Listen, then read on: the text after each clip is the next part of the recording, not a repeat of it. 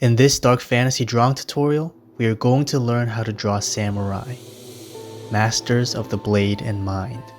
I'll teach you how to draw samurai with and without armor. I'll first go through how to draw a samurai wearing Japanese armor, then teach you how to draw a samurai wearing only a kimono or straw hat with no armor. I'll go through step-by-step processes from drawing the figure in simple shapes to adding the details of the armor and clothing. And in the end, I'll teach you some tips on drawing samurai in the dark fantasy art style. Like the samurai mindset, that strength is not just in the sword, but in the mind that wields it. Drawing is not just about the end result, but in the process that creates it. Let's go.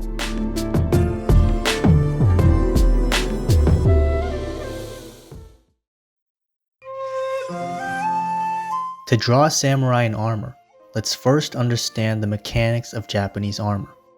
Japanese armor is primarily composed of the helmet, mask, and the armor for the torso, shoulders, forearms, thighs, and lower legs. Each of these armor groups are composed of several armor pieces that are laced together with cords or thick ropes. The cords gave flexibility and comfort and was also used for decorative purposes. So you can see these dotted lines of the cords on the ends of the armor pieces, creating patterns on the surface of the armor.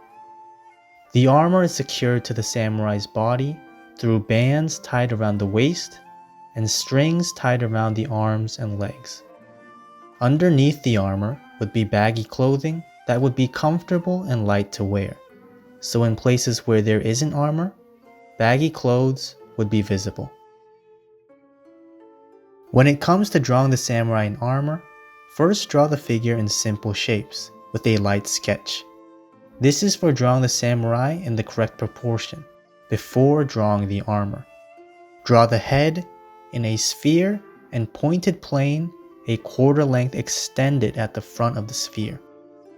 The neck in a cylinder, half a head long, attached to the bottom of the sphere. The rib cage in an egg shape, 1.5 head long, attached to the bottom of the neck. The shoulders in spheres, a quarter size of the head, attached to the sides of the top part of the rib cage. The pelvis in a shape of a football, half a head long under the rib cage, with a half a head long space in between. Draw the limbs in cylinders and joints in spheres. The upper arms go all the way down to the bottom of the rib cage, and the forearms to the bottom of the pelvis. Draw the hands in boxy shapes, a little shorter than the head. The legs and feet are half the size of the figure, or 4 heads long.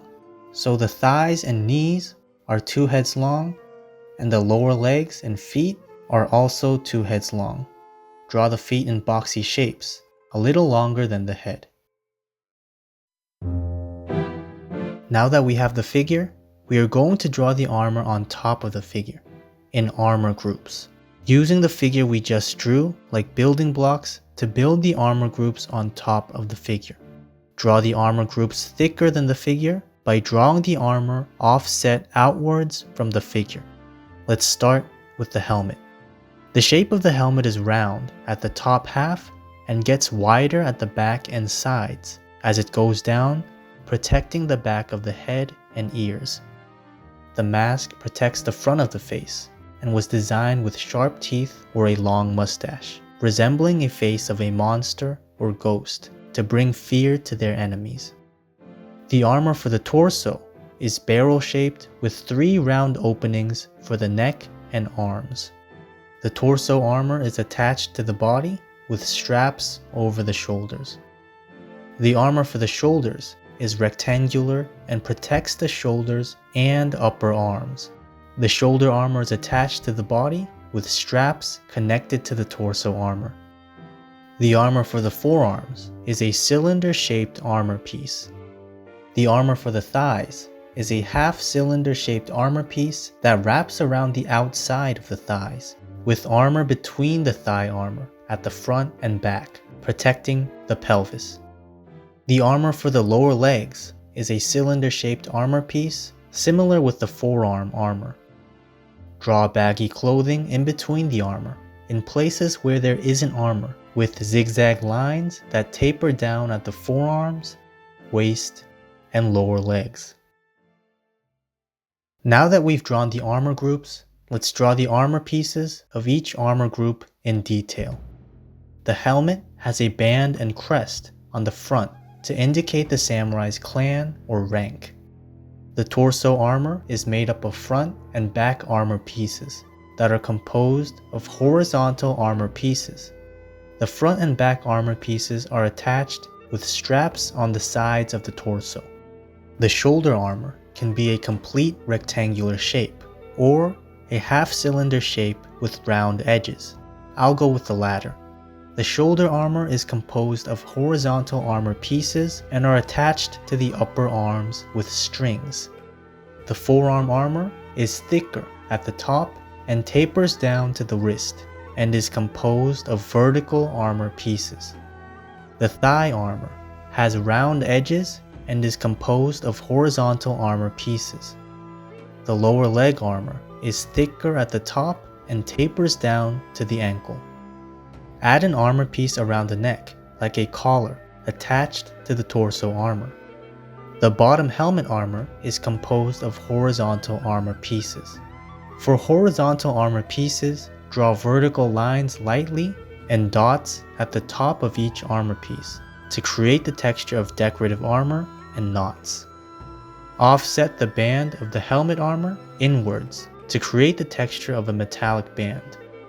The top helmet armor can have 3 extra vertical lines and also has lines that meet to a coin-shaped armor piece at the top of the helmet. Add some wrinkles or a beard to the mask. The torso armor has 2 decorative crests or thick strings where the straps around the shoulders attach to the torso armor. Again, add the texture of the horizontal armor pieces at the torso and shoulder armor by drawing vertical lines lightly and dots at the top of each armor piece. Offset the shoulder armor inwards at the edges to create the texture of metallic armor. The forearm armor is attached in place with strings. Again, add the texture of the horizontal armor pieces at the thigh armor and offset the armor inwards at the edges. The lower leg armor, similar to the forearm armor, is made up of vertical armor pieces and is attached in place with strings. The torso and thigh armor are attached together and are secured to the body with a band tied around the waist. The armor for the hands protects the outside of the hands up to the fingers. When drawing hands holding a sword, check if the angle of the hand is correct by lightly sketching the angle of the sword on the hand. Draw the sword by drawing the blade, guard, and handle. Draw the guard in a circular shape with a short collar wrapped around the blade. Draw the handle in diamond shapes and another collar at the very end of the handle. Shade the areas that aren't diamonds darker by lightly shading the sides of the handle. Lastly, draw horizontal lines in between each diamond shape. When drawing the blade, it's hard to draw a perfectly curved blade, drawing little by little. So turn the paper to the angle you are most comfortable in drawing clean strokes, and draw the blade in one clean stroke. For me, I can draw vertical clean strokes easier, so I turned the paper into that angle. Draw rope sandals for the feet by drawing a rope starting in between the big toe and ending at the middle of the foot, and another rope wrapping around the ankle and over the foot. Under the rope would be thick socks and the sandal at the very bottom. We are almost done. All that's left is the shading and the highlights. Before shading, let me just add some extra details, like long clothing flowing under the thigh armor, an extra sword on the other hand and on the back, and some hair flowing behind the helmet. Now, shade the other side of the light source and shadows underneath the armor. I like to think of the light source on the top right, so shade the bottom left and the shadows under the armor. After shading, sharpen your pencil and outline the lines that got blurry. and use your eraser to create highlights on the sword.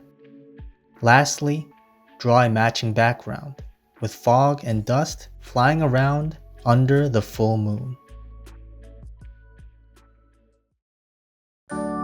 Now let's learn how to draw the samurai without armor, or the Ronin. Like a lone survivor of a defeated battle, the Ronin were wanderers, wandering samurai who no longer had a master or home. So the Ronin wouldn't be wearing full armor, or have any decorative elements to the clothing, but more simple or worn out clothing. The Ronin wore a kimono on the top and a hakama on the bottom. The kimono was a 3/4 sleeved top, and the hakama was a very long and wide pair of pants. When drawing the Ronin, like drawing the samurai in armor, first draw the figure in simple shapes, in the proportions I taught you. After drawing the figure, let's draw the face and clothing. Starting with the face, erase the sides of the head. Then draw guidelines in light lines that indicate the hairline, eyebrows, nose, and mouth. Make sure the guidelines are in the right place, and then draw the details of the face. Draw the hair starting at the hairline, long, with a ponytail at the back. Draw the eyebrows and eyes downcast. Draw the nostrils mostly for the nose, and the bridge of the nose in light lines. Draw a small line for the mouth and a smaller line under for the lower lip.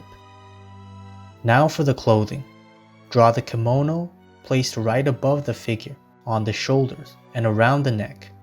As the kimono goes toward the arms, draw the clothing gradually get wider by slightly offsetting outwards from the figure with zigzag lines. Extend some of the zigzag lines inwards to create clothing wrinkles, and draw the sleeves of the kimono a little over the forearms. Draw a band around the waist and a V-neck around the neck.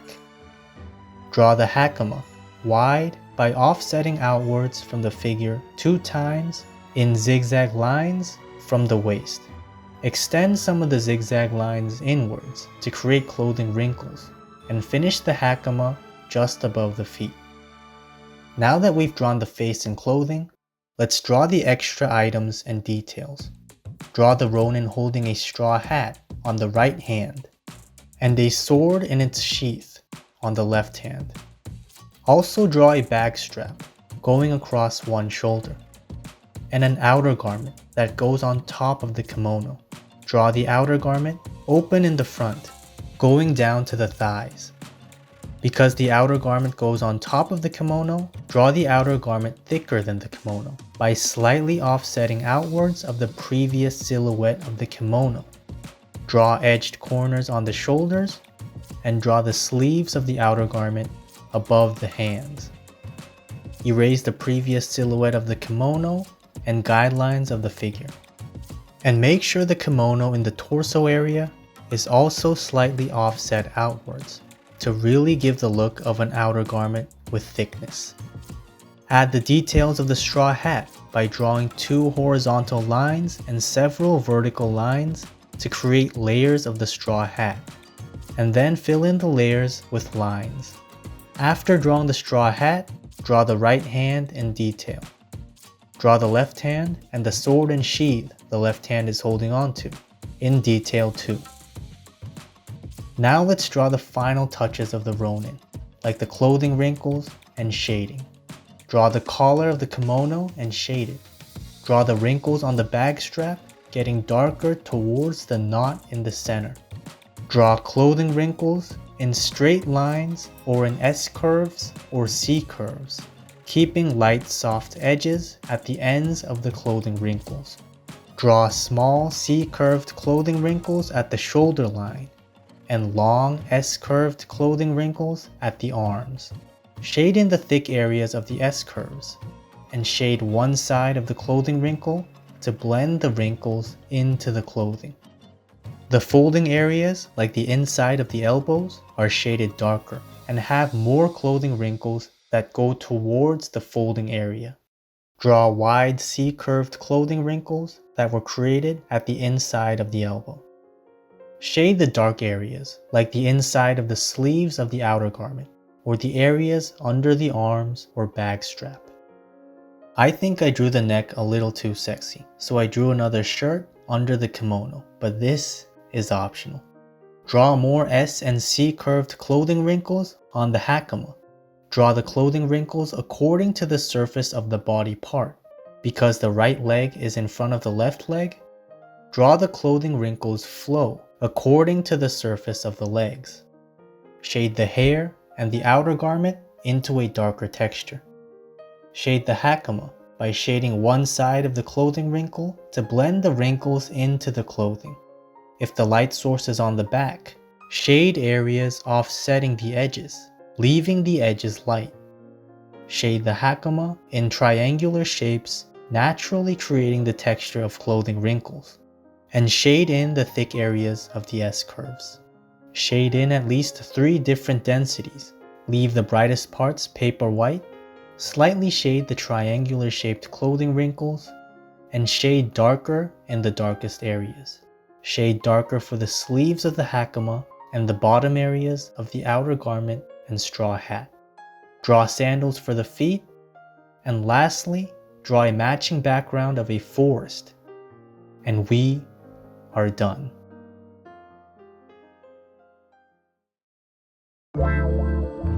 Since you've all come this far, I'll share with you 3 tips I found out about drawing samurai in the dark fantasy art style.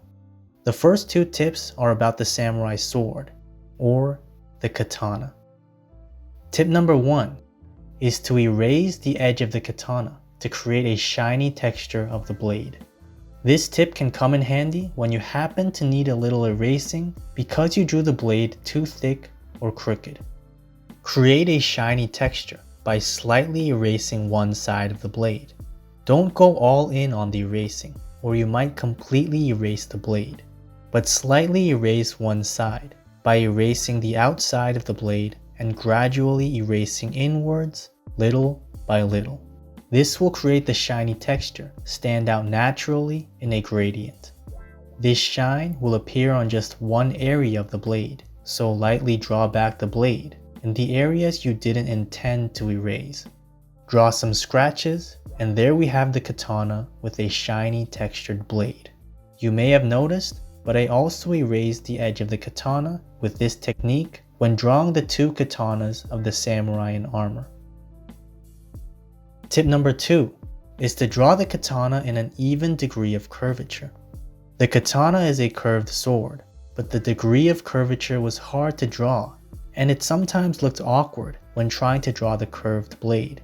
But what I found out about drawing the samurai sword was that it's not just the blade that curves, it's the entire sword that curves. And there's an even degree of curvature to the entire sword, starting from the end of the handle to the tip of the blade. Remember that the degree of curvature for the katana is even from end to end, and that the handle curves too. Tip number 3, you can skip drawing the arms and legs in the first sketching stage. When drawing samurai with armor, you can draw the armor groups right away in the first sketching stage without having to draw the figure in simple shapes beforehand.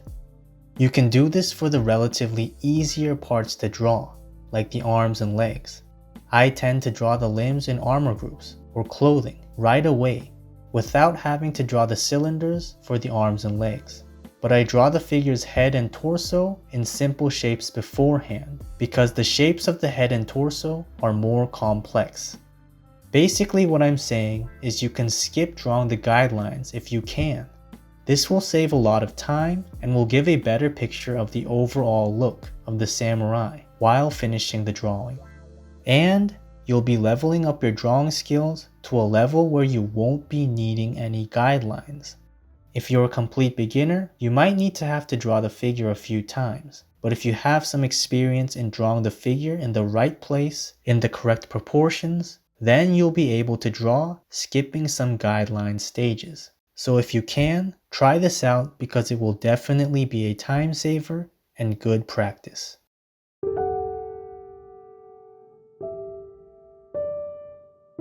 We have come a long way. But it looks like you haven't forgot about the samurai mindset. Seeing you come this far, I can tell that we are going to go to places. It may not be now, but it will come. Until then, let's continue the journey on drawing to get better. As always, guys, let's get better together. Take it easy and God bless.